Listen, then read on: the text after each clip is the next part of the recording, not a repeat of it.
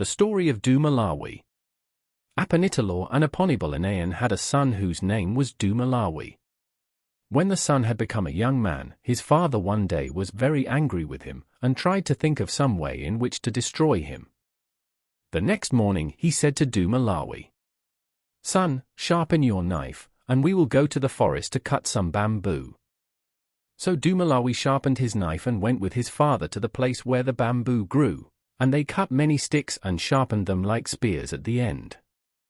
Dumalawi wondered why they made them thus, but when they had finished, Apanitalor said, "Now, son, you throw them at me, so that we can see which is the braver." "No, father," answered Dumalawi. "You throw first, if you want to kill me."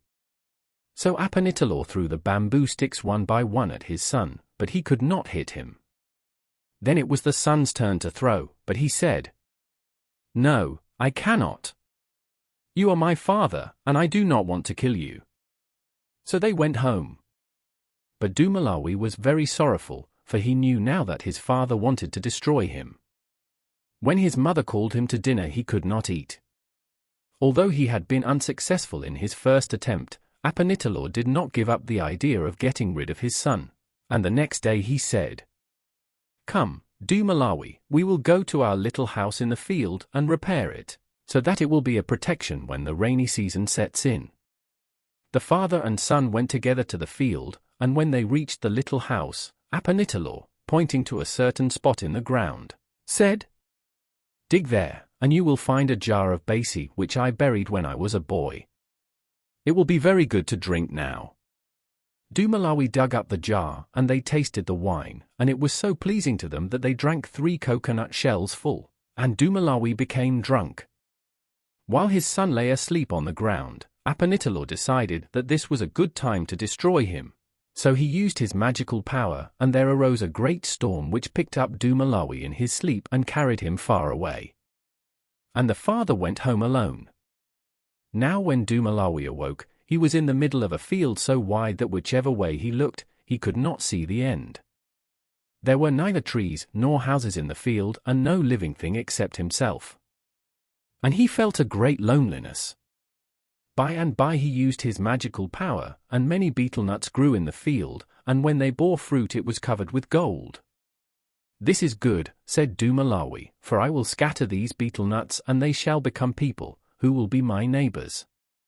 So in the middle of the night he cut the gold-covered betel nuts into many small pieces, which he scattered in all directions.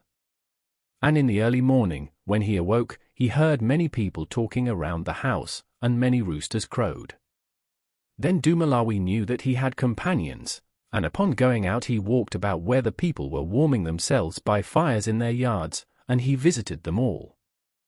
In one yard was a beautiful maiden, Depilizan, and after Dumalawi had talked with her and her parents, he went on to the other yards, but she was ever in his thoughts. As soon as he had visited all the people, he returned to the house of Depilizan and asked her parents if he might marry her. They were unwilling at first, for they feared that the parents of Dumalawi might not like it, but after he had explained that his father and mother did not want him, they gave their consent, and Depilizan became his bride. Soon after the marriage, they decided to perform a ceremony for the spirits. So Depilizan sent for the betel nuts which were covered with gold, and when they were brought to her, she said, "You betel nuts that are covered with gold, come here and oil yourselves, and go and invite all the people in the world to come to our ceremony." So the betel nuts oiled themselves and went to invite the people in the different towns.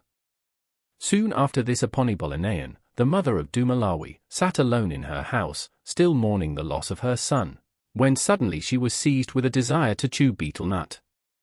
"What ails me?" she said to herself. "Why do I want to chew? I had not intended to eat anything while Dumalawi was away." So saying, she took down her basket that hung on the wall, and saw in it a betel nut covered with gold, and when she was about to cut it, it said, "Do not cut me, for I have come to invite you to the ceremony which Dumalawi and his wife are to make." Aponibolinayan was very happy, for she knew now that her son still lived, and she told all the people to wash their hair and prepare to go to the rite. So they washed their clothes and their hair and started for the home of Dumalawi, and Apanitalor, the father of the boy, followed, but he looked like a crazy man. When the people reached the river near the town, Dumalawi sent alligators to take them across, but when Apanitalo got on the alligator's back it dived, and he was thrown back upon the bank of the river. All the others were carried safely over, and Apanitalo, who was left on the bank alone, shouted as if crazy until Dumalawi sent another alligator to carry him across.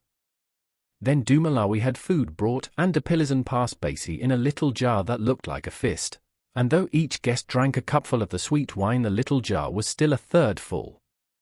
After they had eaten and drunk, Aponibolinayan spoke, and, telling all the people that she was glad to have Dipilizan for a daughter-in-law, added, "Now we are going to pay the marriage price according to our custom. We shall fill the spirit house 9 times with different kinds of jars." Then she called, "You spirits who live in different springs, get the jars which Dumalawi must pay as a marriage price for Dipilizan."